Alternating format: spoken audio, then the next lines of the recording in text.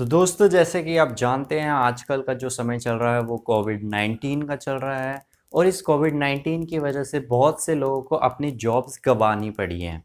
पर लेकिन आप ये जानते हैं कि जो लोग घर से काम कर रहे हैं या जिनकी जॉब्स अभी तक बची हुई है वो वर्क फ्रॉम होम कर रहे हैं, उनको कितना ज़्यादा हेल्थ इशू देखना पड़ रहा है, क्योंकि वो पूरे दिन अपना काम घर से ही करते हैं। और घर से, और जो पहले वो कोविड से पहले फिजिकली जाते थे, इसमें क्या डिफरेंस होता है मैं आपको बताता हूँ। जो घर से काम करते हैं इनमें इनकी बिल्कुल भी या फिर बिल्कुल ना के बराबर फिजिकल एक्टिविटीज़ होती हैं। और ये पूरे दिन जो भी इनका वर्किंग आवर्स होते हैं, ये कंप्यूटर या किसी भी गैजेट के थ्रू काम करते हैं। पर जो इनका फिजिकली ये जाते थे ऑफिस, जैसे कि कोविड से पहले, तो ये इनके जो पूरे दिन में इनकी जो एक्टिविटीज़ होती थी वो बहुत हो जाती थी, फिजिकल एक्टिविटीज़। पर जो इस कोविड की वजह से वर्क फ्रॉम होम कर रहे हैं, इनको बहुत सी बीमारियों का सामना भी करना पड़ रहा है। और अलग अलग इनके हेल्थ इशू आ रहे हैं, जिनमें से एक बहुत ही बड़ा हेल्थ इशू जो इनको फेस करना पड़ रहा है वो है ओबेसिटी। ओबेसिटी मतलब मोटापा। तो आज मैं आपको बताऊंगा कि मोटापे को आप कैसे कंट्रोल कर सकते हैं, अगर जिनका ज़्यादा हो गया है तो वो कैसे कम कर सकते हैं, और क्या इनका कारण है। देखो, किसी भी बीमारी या किसी भी इशू जब हमारी बॉडी में आता है तो उसके हम उसको कुछ ना कुछ कारण होता है, या तो हमारी दिनचर्या या कुछ ना कुछ उसका कारण जरूर होता है। तो हमें पहले उसके कारण को पकड़ना चाहिए और फिर उसके कारण को कम कर देना चाहिए। क्योंकि अगर आप किसी वजह से, फॉर एग्जांपल किसी वजह से आपको कोई बीमारी आई है, तो अगर आप उसकी दवाई ले लेंगे तो उसका इतना ज़्यादा बेनिफिट नहीं होगा जब तक आप उसका कारण बंद नहीं करेंगे, जिस भी कारण से वो दवाई असर नहीं करेगी। तो सबसे पहले आपको उसका जो रीज़न है वो फाइंड आउट करना है और उसको पहले कम कर देना है, उसको बंद कर देना है। चाहे वो खाने पीने का हो या जो भी एक्टिविटी कर रहे हो आप, उसको पहले बंद कर देना है। और अगर आपको कोई ऐसा लगता है कि भाई हमें कुछ आयुर्वेदिक औषधि का यूज़ करना चाहिए, तो वो भी आप कर सकते हैं। वो भी मैं आखिरी में एक दो आपको बता दूंगा ज़रूर। तो इस वीडियो को आप बिल्कुल लास्ट तक देखें, क्योंकि अगर आपने इसको बीच में स्किप करा तो आप बिल्कुल पॉइंट जो होते हैं, एक दो पॉइंट मिस कर देंगे और आपको सारी बात समझ नहीं आएगी। तो आधी अधूरी नॉलेज के साथ फिर आप वो जो मैं आपको बताऊंगा आयुर्वेदिक दवा या कुछ भी आपको टिप्स दूंगा, आप उसको अपनाएंगे पर उसका आपको बेनिफिट नहीं दिखेगा, तो फिर आप उसके बाद सोचेंगे भाई मैंने तो ढंग से करा है पर फिर भी मेरे को क्यों बेनिफिट नहीं दिख रहा है।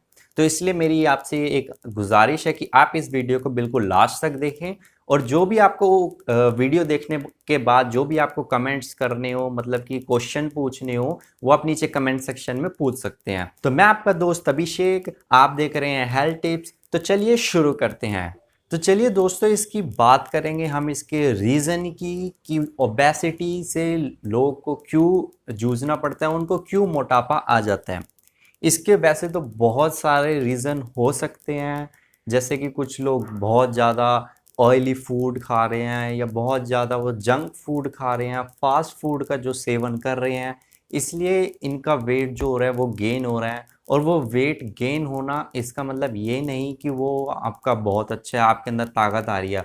वो बिल्कुल ही बेकार वेट होता है, फैट कह लो जिसको, बिल्कुल बेकार फैट होता है, जो फ्यूचर में आपके शरीर में, आपकी बॉडी में ये इतनी सारी बीमारियां ला सकता है। इसलिए हमें इसका सेवन नहीं करना है, जो भी ये फास्ट फूड या ऑयली फूड्स हैं। तो इसका जो रीज़न ये है कि जो अभी मैंने बताया, इसके जो फास्ट फूड या वगैरह वगैरह जो भी एक मतलब गलत सलत मोमोज, चाइनीज़, आप सबसे ज़्यादा आप यही जानते होंगे कि मतलब कितने सारे फूड्स होते हैं अलग अलग। मतलब बाहर के फूड का तो सेवन बिल्कुल आपको छोड़ ही देना है। अगर देखो, खाना गलत नहीं है, आप कभी कभी महीने में एक या दो बार इसका सेवन कर सकते हैं। पर जो ओबेसिटी से जूझ रहे हैं या जिनको मोटापा है, उनको तो बिल्कुल, अगर वेट अपना कम करना है तो उनको तो बिल्कुल ये बंद कर देना है थोड़े दिन के लिए। उनको क्या करना है, उनको थोड़ी थोड़ी आपको अपनी दिनचर्या को सुधारना है।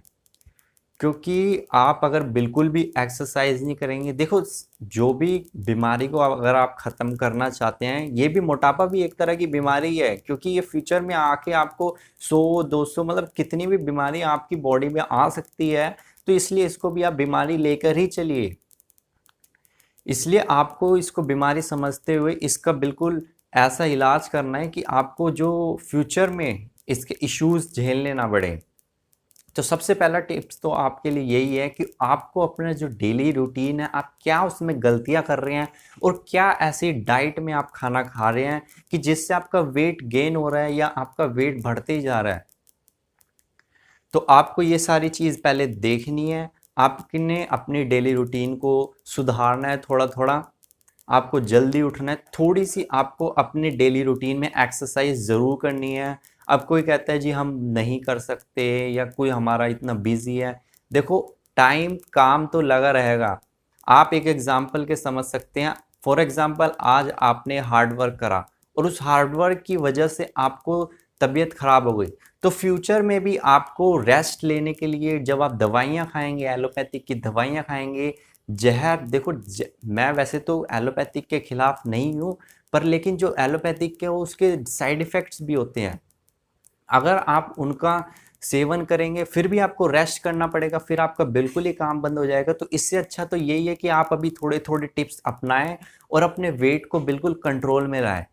तो आपको क्या करना है, आपको गर्म पानी का सेवन करना स्टार्ट करना है। वो कैसे, मैं तरीका आपको बता देता हूँ। आपने क्या करना है, गुनगुना पानी पीना है।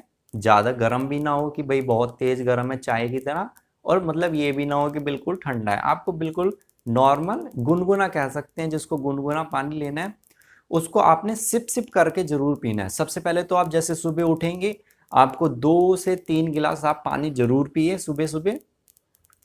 और मैं आपको बताता हूँ, अगर आप सुबह फ्रेश होने के बाद, ये मैं दूसरी टिप आपको ज़रूर दूंगा, चलो बाद में बात करेंगे इसकी, पहले हम पानी की बात करते हैं। आपने सुबह उठ के 2 गिलास या 3 गिलास, इससे ज़्यादा नहीं, मतलब ये बिल्कुल बैलेंस है, 2 से 3। पहले आप शुरुआत कर सकते हैं, भाई हमारा तो मन ही नहीं करता सुबह उठ के पानी पीने का, तो आप धीरे धीरे स्टार्ट कर सकते हैं। 1 गिलास, 2 गिलास और 3 गिलास तक ले जा सकते हैं। ये आपके पेट को साफ करने में आपकी हेल्प करेगा। और जो गुनगुना पानी होगा ये टॉक्सिन्स को आपकी बॉडी से बाहर निकालता है। जो भी आपके विषैले तत्व आपकी बॉडी में, ये सब जंक फूड या बेकार की चीज़ें, सड़ी गली चीज़ें, जी बिल्कुल सड़ी गली चीज़ें ही कहूँगा मैं इन्हें, ये बेकार की चीज़ होती है। आपको क्या पता कब का ये बना बना के रख देते हैं दुकानों पे। मैं हर किसी की बात नहीं कर रहा, कुछ होते हैं फ्रेश प्रोवाइड कराते हैं अपने कस्टमर को, पर लेकिन बहुत से यही करते हैं, गले सड़े चीज़ का ख़राब हो गई है उसको ही सब फ्राई फ्रूई करके पेल देते हैं अपने कस्टमर्स को। तो जो भी आपके बॉडी में इसके विषैले तत्व घुस चुके हैं, आपको उनको निकालना है। तो इसका जो सबसे पहले यही है कि आपको सुबह उठते ही 2 गिलास या 3 गिलास गर्म पानी पीना है।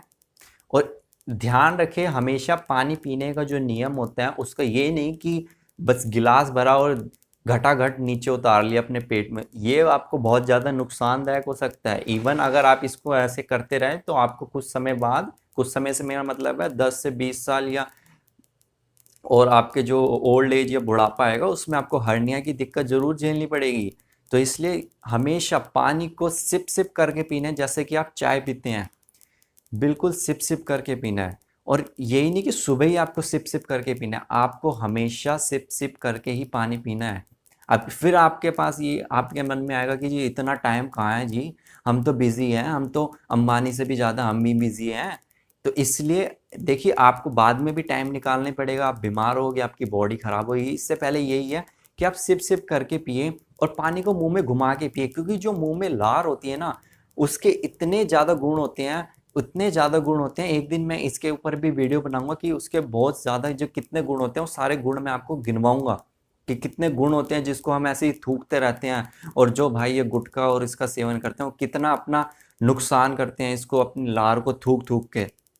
तो ये जो लार के जो बहुत सारे इसके बेनिफिट्स होते हैं, ये आपको पानी आप सिप सिप करके पिएंगे तो उतना ही ज़्यादा पानी आपके और लार के साथ अंदर जाएगा, और ये लार आपको बहुत ही ज़्यादा बेनिफिट देगी।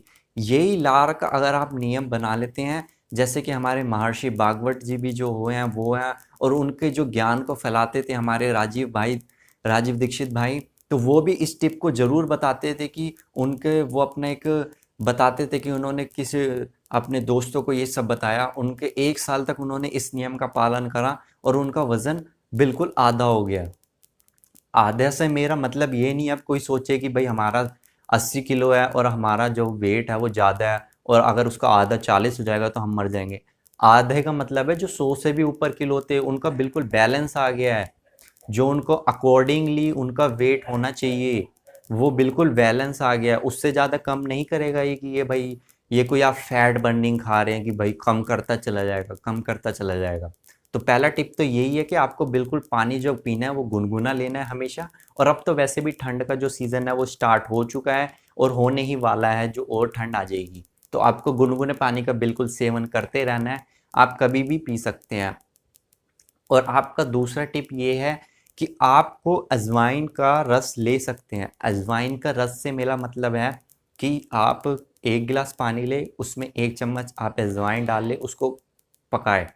तो वो जब 1 गिलास से आधा गिलास रह जाए पानी, तो उसको छान लें। उसका आप सुबह खाली पेट सेवन कर सकते हैं। जैसे आपने पानी पिया, उसके बाद आप फ्रेश होएँगे, फ्रेश होने के बाद आप उस आधे गिलास को जो अजवाइन का रस कह देते हैं जिसको, या अजवाइन का काढ़ा भी कह सकते हैं, उसका आपने सेवन ज़रूर करना है। मैं आपको अजवाइन के अगर आप बेनिफिट्स जानना चाहते हैं तो आई बटन में मैं आपके लिए लिंक डाल दूँगा, मैंने उसके ऊपर एक वीडियो बनाई हुई है, तो आप उसका उसमें से बेनिफिट्स देख सकते हैं कि अजवाइन के कितने ज़्यादा बेनिफिट्स होते हैं। तो चलिए अब इसकी बात करते हैं इसके दूसरे टिप की, जो मैंने आपको बता दिया कि अजवाइन का आपने सेवन करना है और इसका जो काढ़ा है वो ज़रूर पीना है। चलिए अब बात करते हैं इसमें जो ओबेसिटी में जो आपको ये दिक्कत होती है, इसमें आप क्या आयुर्वेदिक ले सकते हैं कि भाई जो कहें कि हमें तो जी एक्सरसाइज भी नहीं करनी, पर देखिए आपको एक्सरसाइज तो ज़रूर ही करनी ही पड़ेगी।